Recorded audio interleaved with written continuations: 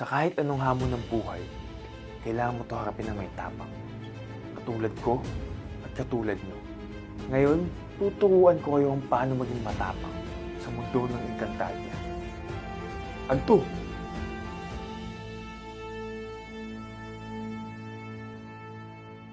Pag narinig niyo po ang Esta Sectu, ano pa ang unang pumapasok sa isip niyo? Esta Sectu, good morning. Good morning!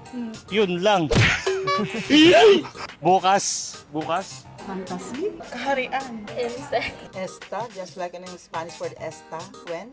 When? Yan. Yeah, grabe. Ang Agtu. Para siya prayer. Tanghali. Agtu. Strong. Malakas. Lugar. Anong lugar? Encantadia. Add to, just like advertisement. Ang Atayde, ano unang pumapasok sa isip niyo? Yung artista. Artista! Rhea. Congressman Atayde. Via Evo Messi. Para nagyayaya. Nagtatawag. Nabuhay. Mabuhay. Parang name. Ang meaning ng Esta Sectu, handa. Ang Via Evo Messi naman ay ibig sabihin nito ay nasa atin ang kapangyarihan. Via Evo Live naman is nasa'yo ang kapangyarihan. Agto naman, sugod. Ang ibig sabihin din ng Atayde ay sugod din. Kung gagamitin niyo yung Via Evo Messi, paano niyo gagamitin? Via Evo Messi Mall.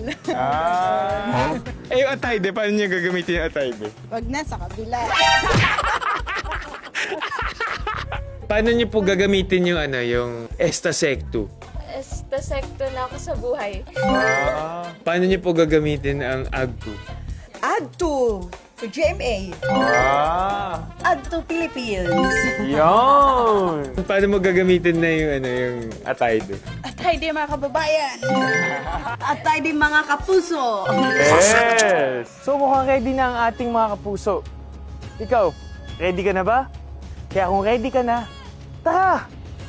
Agto!